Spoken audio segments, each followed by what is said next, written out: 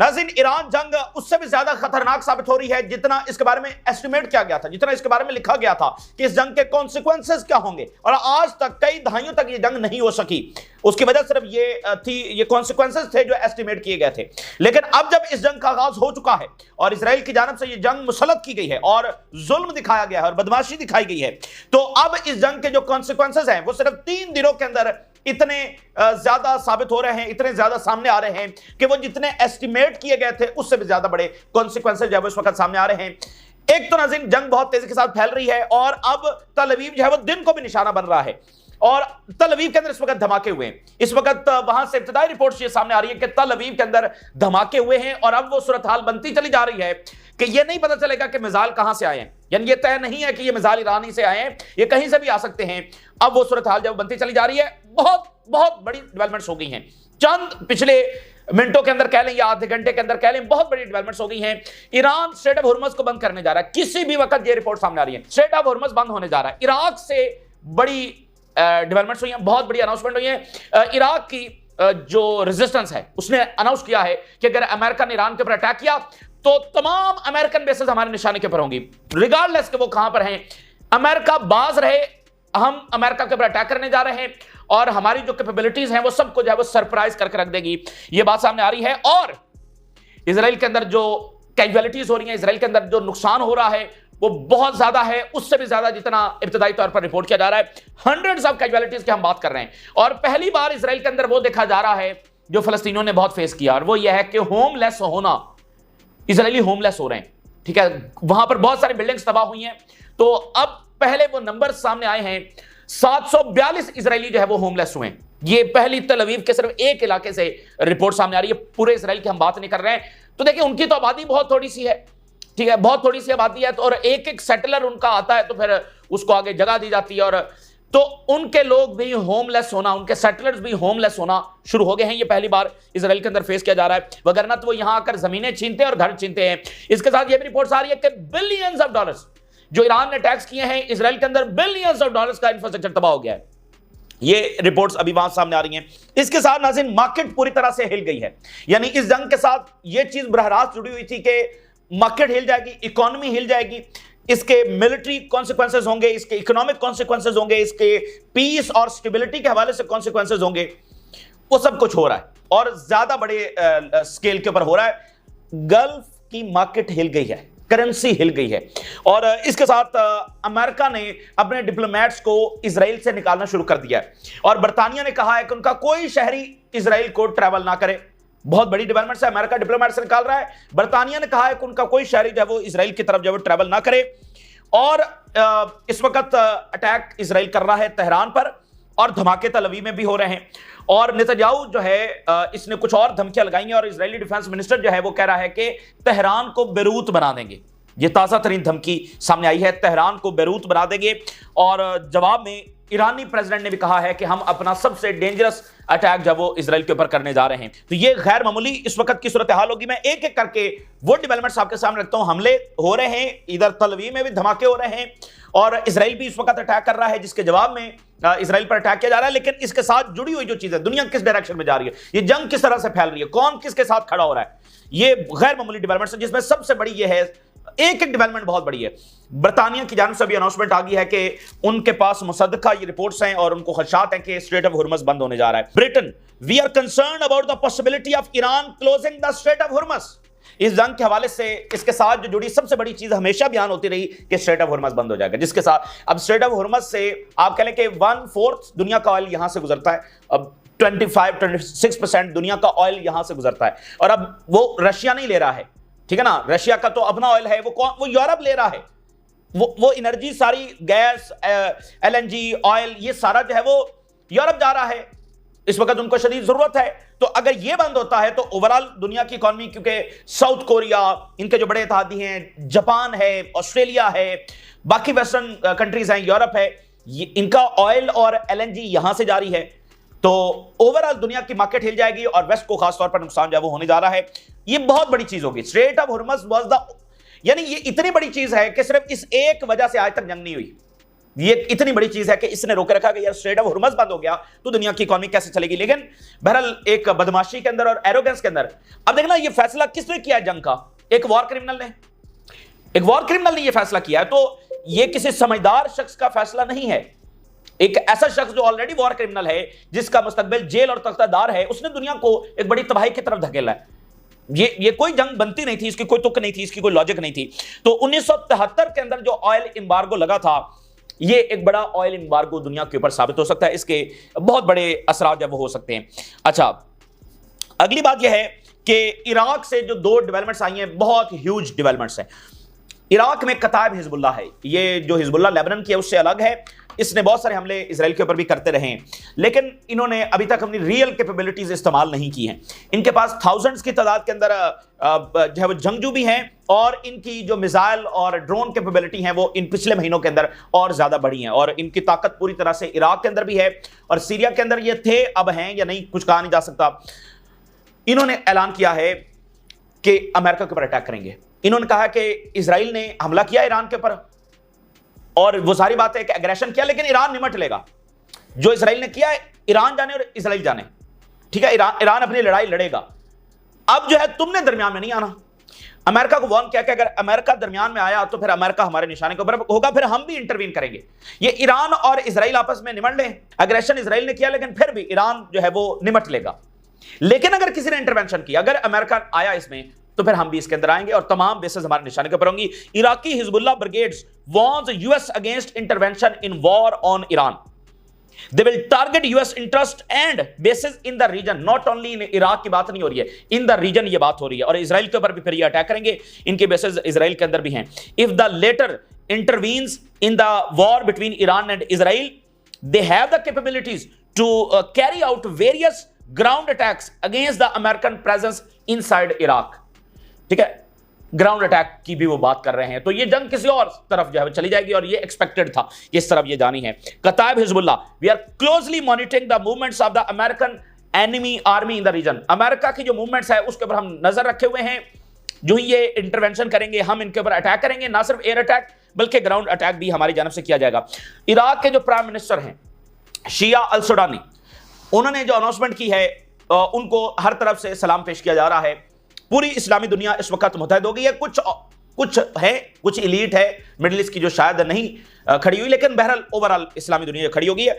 Iraq के prime minister, जहां पर अमेरिका बैठा हुआ है और इराक की हिस्ट्री हमारे सामने है, उस इराक का प्राइम मिनिस्टर क्या अनाउंस कर रहा है? We stand on one front and in one trench with the Islamic Republic of Iran.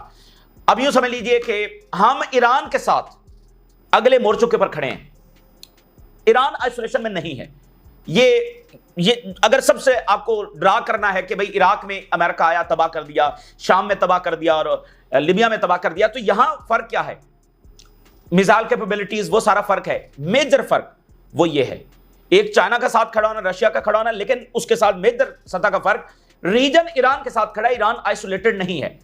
यानी इराक का प्राइम मिनिस्टर, उसकी भाई अमेरिका वहां पर बैठा हुआ है, हिस्ट्री हमें पता है, तो उसका प्राइम मिनिस्टर अनाउंस कर रहा है कि हम ईरान के साथ अगले मोर्चों के ऊपर खड़े हैं। तो ये कोई मामूली बात नहीं है। और इसलिए आपको याद होगा ईरान के प्रेसिडेंट ने अपना पहला दौरा किस मुल्क का किया था? इराक का किया था। और उस वक्त भी हमने आपके सामने रखा था कि इराक ईरान के लिए बहुत बहुत इंपॉर्टेंट है। इराक से ही पहली जंग हुई ईरान के ऊपर, और जब इजराइल अटैक करेगा तो वो भी इराक ही की एयर स्पेस इस्तेमाल करेगा। तो इराक खड़ा हो गया है। और साथ उन्होंने क्या बात की है? फॉर्मल कंप्लेंट वो यूनाइटेड नेशन में सिक्योरिटी काउंसिल में करने जा रहे हैं कि हमारी एयर स्पेस की वायलेशन हो रही है, और अमेरिका के साथ उनका फड्डा शुरू हो गया कि इजराइल को रोका जाए। बहरहाल वो इजराइल इस तरह रुकेगा नहीं, लेकिन वो खड़े हो गए, अपनी कैपेसिटी में वो लड़ेंगे। अच्छा, अगली बात सुनिए, ये भी यानी एक एक जो डेवलपमेंट है बहुत मानी रखती है। ये वाली डेवलपमेंट भी बहुत बड़ी है। अमेरिका के अंदर वो डिवीजन इस वक्त देखी जा रही है जो किसी जंग के अंदर नहीं देखी गई। ट्रंप इंतजामिया के अंदर बहुत ज्यादा इस वक्त डिवीजन है। स्टीव बैनन, ये जो स्टीव बैनन है, ये ट्रंप के करीबी तरीन आदमियों के अंदर शुमार किए जाते हैं, और ये मागा की अहम तरीन शख्सियत है। मेक अमेरिका ग्रेट अगेन वालों की ये अहम तरीन शख्सियत है, और ये ट्रंप इंतजामिया के अहम तरीन ओहदेदार भी हैं। और इनका प्रोफाइल क्या, मैं आपके सामने सिर्फ एक बात रखूंगा कि अभी जब इलोन मस्क के साथ ट्रंप का फटा हुआ, तो स्टीव बैनन वो थे जिन्होंने कहा कि इलोन मस्क को डिपोर्ट किया जाए और इसकी सारी जो कंपनीज है उसको कब्जे के अंदर ले लिया जाए। ये वो स्टीव बैनन है, यानी इतनी कदावर शख्सियत है ट्रंप इंतजामिया के अंदर, जिसने कहा कि इलोन मस्क को डिपोर्ट करो और अमेरिका में ये बात कौन कर सकता है, और ट्रंप इंतजामिया के अंदर कोई भी नहीं कर सकता। बहुत करीब हैं ट्रंप के। इनकी जरा अभी कुछ देर पहले स्टेटमेंट जारी हुई है। Steve Bannon accuses Israel of pushing US into war with Iran. ठीक है, तो ये इस वक्त अमेरिका के अंदर सूरत हाल है। ट्रंप ने ये जंग छेड़ तो दी है, वो इसको रोकेगा कैसे? ठीक है, जंगें छेड़ना आसान होती है लेकिन रोकना आसान नहीं होती। ये ऐसी जंग ट्रंप इंतजामिया के लिए और अमेरिका के लिए साबित हो सकती है कि इसका नतीजा अमेरिका के इस रीजन से लीव करने पर निकल सकता है। ठीक है ना। अब आगे बढ़ते चले जा रहे हैं तो अमेरिका ने डायरेक्टली इसमें इंटरवीन हो जाना है, और अमेरिका को ये जंग सूट नहीं करती। उनके सब ये टॉप के लोग हैं और वो एक्यूज कर रहे हैं इसराइल को। कभी ऐसा नहीं हुआ, किसी जंग में ऐसा नहीं हुआ कि इसराइल को इस तरह से एक्यूज किया जा रहा हो। तो उनकी पब्लिक का सेंटिमेंट कहां खड़ा है, और इवन ट्रंप इंतजामिया के अंदर ये इतनी बड़ी। तो बहरहाल जो भी ट्रंप ने ये किया है, अब इसमें तबाही तो बहुत आने वाली है, लेकिन बहरहाल फिर इस वॉर मशीन को फिर हमेशा के लिए यहां पर रोक दिया जाएगा और ये दोबारा ऐसी हरकतें करने के काबिल नहीं रहेंगे। अगली बात यह है कि मार्केट्स हिल गई हैं। मार्केट्स जब वो हिल गई हैं, गल्फ मार्केट हिल गई है, करेंसीज हिल गई हैं, और ये ऑयल बढ़ता चला जा रहा है। और अगर ये स्ट्रेट ऑफ हॉर्मज़ बंद होता है तो फिर पता नहीं कि उसके बाद क्या होगा। Bloomberg, Gulf stock markets decline as the conflict between Israel and Iran escalates. ये पूरे रीजन का ऑर्डर गिर जाएगा। ठीक है ना, पूरे रीजन का ऑर्डर गिर जाएगा। ये पूरे रीजन के अंदर जंग अब फैलती हुई नजर आ रही है। Bloomberg, the Egyptian pound and Egyptian stock market are at the lowest levels. Currency भी हिल गई, मार्केट्स भी हिल गई, सब कुछ हिल गया इस वक्त। यानी इस जंग ने क्या कुछ करके रख दिया, और मजीद जो है वो क्या करने जा रहे हैं। अमेरिका ने अपने डिप्लोमेट्स को फौरी तौर पर कहा है कि वो इजराइल छोड़ दें, और बरतानिया ने कहा है कि उनका कोई सिटीजन जो है इजराइल को ट्रैवल ना करे। यानी अब ये रियासतें जो है वो खुद कह रहे हैं कि ये कॉलोनी सेफ नहीं है। ठीक है ना, हर कॉलोनी को खत्म करने के लिए क्या चीज एस्टेब्लिश करना होती है कि ये कॉलोनी आबादकारों के लिए सेफ नहीं है। आज बरतानिया के शहरी भी इजराइल नहीं जा पा रहे हैं, खुद बरतानिया ये अनाउंस कर रहा है। और ग्रीस, यूनान, जहां पर इन्होंने अपने जाकर पैसेंजर एयरक्राफ्ट खड़े किए हैं, जरा वहां की स्टेटमेंट भी देख लीजिए, वहां पर क्या जज्बात है। ग्रीक जो अपोजिशन है उनकी जरा स्टेटमेंट देखिए। We can not be the parking lot for Netanyahu cars and planes. हम जो है वो नेतन्याहू की कोई कार और प्लेन्स की पार्किंग नहीं है। ये ग्रीस से सेंटिमेंट जब सामने आ रहा है। ये ओवरऑल सूरत हाल है। ईरान के साथ कौन खड़ा हो रहा है और इसराइल के साथ कौन खड़ा हो रहा है, उनकी लेजिटिमेसी किस तरह से चैलेंज हो रही है। हालांकि वेस्टर्न मीडिया, देखें ये पूरा एक फ्रंट है, वेस्टर्न मीडिया, इंटरनेशनल मीडिया, ये पूरा फ्रंट है, वहां पर भी एक जंग लड़ी जाती है। तो वेस्टर्न मीडिया इस वक्त पूरी कोशिश कर रहा है इसराइल को लेजिटिमेसी दिलवाने के लिए, और वो इसी एंगल से वहां पर कवरेज कर रहा है कि ईरान मुज़ाकरात की टेबल पर नहीं आ रहा। चूंकि ईरान मुज़ाकरात की टेबल पर नहीं आया इसलिए जंग हो रही है। जैसे कि वो फलस्तीन के हवाले से कवरेज करते रहे कि हमास मुज़ाकरात नहीं चाहती इसलिए इसराइल की मजबूरी है। लेकिन दुनिया के सामने रियलिटी आ रही है। अब स्टीव बैनन कह रहा है कि एक्यूज इसराइल को कर रहा है। वो तो ट्रंप की ये बात नहीं मान रहा कि जब वो मुज़ाकरात की वजह से ये सारा कुछ हो रहा है। तो रियलिटी वहां के लोगों के सामने भी है और आगे तक आ रही है, और ये वेस्टर्न मीडिया जो वो और ज्यादा एक्सपोज हो रहा है। बहरहाल एक फाइट है जो वहां पर जारी है। अब आ जाते हैं जो इनके बरहरास्त हमले हो रहे हैं, इसराइल के ईरान पर हो रहे हैं और ईरान के जब वो इसराइल पर हो रहे हैं। ईरान के जो हमले हुए हैं उसमें बताया जा रहा है कि नुकसान उससे कहीं ज्यादा है जो इब्तदाई रिपोर्ट्स में बताया गया है, उससे कहीं ज्यादा नुकसान है। और नेतन्याहू जो है वो जहर उगल रहा है इस वक्त, और काफी ज्यादा उसने धमकियां लगाई हैं। मैं पहले नेतन्याहू की स्टेटमेंट आपके सामने रखता हूं। We will deliver a crushing blow to Iran. ये इसकी जुबान चेक कर लें। Iran will pay a heavy price for killing civilians, women and children. ये दुनिया का सबसे ज्यादा इस वक्त चिल्ड्रन को मारने वाला जो शख्स है वो ये कह रहा है कि ईरान को बड़ी भारी कीमत चुकाना पड़ेगी जो उसने औरतों और बच्चों को मारा है। ठीक है ना, यानी बस आप देख लें कि our conflict with Iran is existential conflict. यानी इनकी जुबान से, इसराइलियों की जुबान से खुद ये निकल रहा है कि ये जो लड़ाई है ये एग्जिस्टेंशियल लड़ाई है। अगर इसमें इसराइल हार गया तो ये वो हार नहीं होगी कि 2006 में हिजबुल्लाह से भी हार गए थे। ये हार वो है जो एग्जिस्टेंशियल होगी। बहुत अच्छे तरीके से आपको याद होगा गैलेंट ने शुरू में एक बात कही थी कि अगर इस जंग में हम हारे, ये बहुत पहले जब गैलेंट की हम बात करें जब वो डिफेंस मिनिस्टर से 7 अक्टूबर के बाद, तो इस रीजन में हमारी कोई जिंदगी नहीं होगी। देखें डोमिनेंस अपनी रिस्टोर करनी है, अगर वो नहीं कर सके तो फिर गैलेंट की बात दुरुस्त साबित होगी। Israeli defence minister, Tehran's fate is the same as Beirut. इनकी जुबानें आप चेक कर लें, जहर उगल रहे हैं और खित्ते को एक बड़ी तबाही की तरफ धकेल रहे हैं। तो ये कह रहा है कि तेहरान जब बेरूत बनेगा तो तल अवीव क्या बनेगा। अभी जो हिट हुआ है तल अवीव, वहां से जो वीडियोस आ रही हैं वो बिल्कुल मलबे का ढेर बना दिया है, बहुत सारी बिल्डिंग्स को मलबे का ढेर बना दिया है। तो अगर तेहरान बेरूत बनेगा तो फिर तल अवीव भी कुछ ना कुछ बनेगा इस बार, ऐसा नहीं होगा। जर्मन के चांसलर ने इजराइल के हक में बयान दिया है, Iran can not develop nuclear bomb. और भाई न्यूक्लियर का तो मसला ही नहीं है, ये तो अब दुनिया के बाद सामने आ रही है, न्यूक्लियर का तो मसला ही नहीं है। न्यूक्लियर तो अब बनेगा, ठीक, अब ईरान हर कोशिश करेगा न्यूक्लियर बनाने के लिए, क्योंकि ईरानियंस अब डिसअपॉइंटेड हुए हैं और उनको यह वाजे हुआ है कि कोई प्रोटेक्शन नहीं है सिवाय न्यूक्लियर के, तो अब वो न्यूक्लियर बनाएंगे। देखें, इन्होंने नॉर्थ कोरिया को धमकियां लगाई, तो क्या हुआ कि नॉर्थ कोरिया ने अल्टीमेटली न्यूक्लियर बना लिया। तो इन्होंने ये यहां पर जंग छेड़ी है, उसका नतीजा भी यही निकलेगा। अभी जो इजराइल हमले कर रहा है ईरान में, उसकी 2-3 हेडलाइंस मैं आपके सामने रखता हूं। तेहरान के ऊपर इस वक्त बमबारी की जा रही है। रिपोर्ट्स के मुताबिक तेहरान के अंदर ह्यूज एक्सप्लोजन जो है वो सुने जा रहे हैं। Explosion heard in central Tehran, और इसके अलावा जो मेहराबाद का एयरपोर्ट है तेहरान का, वहां पर एक्सप्लोजन सुने गए हैं, एयरपोर्ट्स को निशाना बना रहे हैं। अभी तक ईरान ने इजरायली एयरपोर्ट्स को निशाना नहीं बनाएंगे। इजरायली आर्मी ये कह रही है कि 170 टारगेट्स को और 720 ईरानियन मिलिट्री इंस्टॉलेशन जो है उनको पिछले 3 दिनों के अंदर हिट किया है, ये इजरायली आर्मी दावा कर रही है। और इजरायली जो हैं वो अब अपने असली जो बाप है या जो भी उनको कहें, जो उनका करता धरता है, ये तो एक प्रॉक्सी है ना, ये तो उनके असले के सौदागर हैं, ये तो कोई प्रॉपर कंट्री नहीं है, तो उसको पुकार रहे हैं। US intervention is necessary to achieve the goals of the war against Iran. Iran तो किसी को नहीं पुकार रहा, ना वो कह रहा है कि चाइना आ जाए, ना वो कह रहा है रशिया आ जाए, वो लड़ रहा है जितना लड़ सकता है। जंग इन्होंने छेड़ी है। अब जरा इनकी अब चेक करें, ये इतने बहादुर हैं, जंग इन्होंने छेड़ी है, हमला इन्होंने किया है। अब कह रहे हैं कि ईरान के खिलाफ जो वॉर गोल्स है वो अचीव नहीं हो सकते अगर अमेरिका ना आए। तो स्टीव बैनन क्या कह रहे हैं कि इजराइल हमें जंग में ड्रैग कर रहा है। तो अमेरिका ने बहुत सारी जंगें की हैं, 90s में उनके ऊपर कोई कर्जा नहीं था, बहुत थोड़ा सा चंद बिलियन डॉलर्स, आज $36 ट्रिलियन सिर्फ इजरायली जंगें। और जो विकीलीक्स के बानी हैं, उन्होंने एक बार कहा था कि अमेरिका के लिए सबसे बड़ा जो खतरा है वो ना ही रशिया से आएगा, ना ही चाइना से आएगा, ना ही ईरान से आएगा, ना ही नॉर्थ कोरिया से आएगा, वो इजराइल से आएगा। तो ये सबसे बड़ा खतरा है, इन बार बार अमेरिका को जंगों के अंदर धकेलना। अच्छा, अब बात करते हैं ईरानियन हमलों के हवाले से।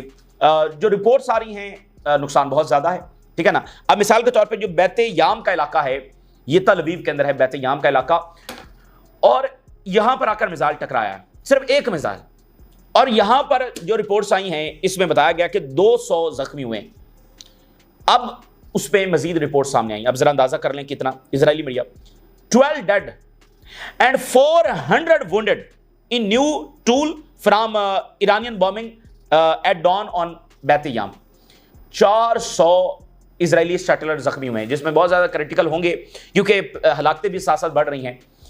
ये सिर्फ एक मिसाइल है जो वहां पर टकराया, और अभी ईरान ने अपने सारे डिस्ट्रक्टिव मिसाइल इस्तेमाल नहीं किए हैं। एक तो बात ये होगी। दूसरी बात यह है कि 742 पीपल जो है left homeless as a result of the Iranian attack. इस एरिया के अंदर 742 इजरायली सेटलर जो है वो होमलेस हो चुके हैं। ये इजरायली पहली बार इसको देख रहे हैं। तो ये कॉलोनी अपने इख्तिताम को जा सकती है इस जंग के नतीजे के अंदर, अगर ईरान अपने हमले सस्टेन करता है, जो कि करता हुआ नजर आ रहा है। पाकिस्तान, चाइना, रशिया की जानिब से बहुत ज़्यादा असलहा सप्लाई किया जा रहा है। चाइना के जो जहाज़ हैं धड़ाधड़ उतर रहे हैं, और अगर टर्की ने भी कहीं से असलहा देना शुरू कर दिया, ड्रोन्स बड़े अच्छे हैं टर्की के, तो अगर वहाँ से भी असलहा आना शुरू हो गया तो फिर क्या होगा। और उधर से हिजबुल्लाह, और उधर से इराकी रेजिस्टेंस, और उधर से यमन, और ये पता भी नहीं चलना कि शाम में से भी 2-4 ग्रुप्स जो है वो उठ खड़े होंगे, क्योंकि ये जंग बहुत फैसला कुन नौयत की है। ये इराक लीबिया की जंग नहीं है, ये फैसला कुन नौयत की जंग है। क्योंकि आप जरा अंदाजा करें, अगर ईरान फॉल कर गया तो फिर क्या होगा, फिर तो पूरा मशरिक हार जाएगा, ठीक है ना। तो ये पूरा मशरिक इसको अपनी लड़ाई समझकर लड़ रहा है, तो ये बड़ी फैसला कुन जंग है। तो पता भी नहीं चलना कि शाम में से भी 2-4 ग्रुप्स है वो उठ खड़े हुए। अगली बात सुनिए Israeli media, unprecedented material damage to the home front exceeds 1 billion shekels in just 2 days. ठीक है, 1 बिलियन शेकल्स सिर्फ 2 दिनों के अंदर उनका लॉस वहां पर हुआ है, जो मटेरियल डैमेज हुआ है, ठीक है ना। बाकी तो स्ट्रेटेजिक साइट्स और पता नहीं वहां पर क्या हुआ है, ये सिर्फ यहां पर तल अवीव का मटेरियल डैमेज। तो ईरान, उसका जोग्राफिया बहुत बड़ा है, वो बड़े हमले सह सकता है, लेकिन इजराइल कितना बड़ा है ये आपके सामने है। और फिर वो कह रहे हैं कि जो तल अवीव को मिसाइल हिट किए हैं, इनके जो वॉर हेड्स हैं, इनमें से कुछ जो है वो 1.5 टन इतना एक्सप्लोसिव जब उन्होंने कैरी किया, 1.5 टन के इक्विप्ड वॉर हेड्स हैं जो तल अवीव से टकराए हैं। बहुत बड़ी बात है। Iranian president, if Israel attacks continue the aggression will face more painful attacks. ये वो बात करें। और आखिरी हेडलाइन देखिए, x Israeli general warns of strategic defeat in war with Iran. Hamas के हवाले से, गजा के हवाले से कितनी रिपोर्ट्स रही कि इजराइल नहीं जीत सकेगा, और वो नहीं जीत सका, आज तक नहीं जीत सका। अब ईरान के हवाले से ये रिपोर्ट्स आना शुरू हो गई हैं, और इस जंग से पहले भी रिपोर्ट्स थी, बहुत वार्न किया गया था, लेकिन बहरहाल अमेरिका ने और इजराइल ने अपनी एरोगेंस में ये अटैक किया। ऑन पेपर वो समझते हैं कि वो बहुत ताकतवर हैं, वो क्रश करके रख देंगे, वो ईरान को सफा हस्ती से मिटा देंगे, और उनके पास बड़ा घमंड ये है कि उनके पास न्यूक्लियर भी है। लेकिन बहरहाल वक्त बताएगा। इस वक्त की ये सूरत हाल है, तेजी के साथ वाकयात हो रहे हैं, कोई पता नहीं चल रहा कि कब तेहरान में धमाका हो जाए, और अब ये नहीं है कि तल अवीव में रात ही को धमाका होगा।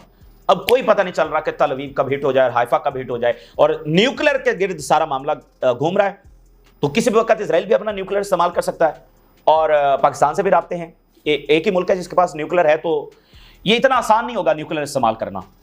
तो ये इस वक्त की ताज़ा तरीन सूरत हाल है जो आपके साथ शेयर किया। आपने राय ज़रूर करें। इजाज़त दीजिए, अल्लाह हाफ़िज़।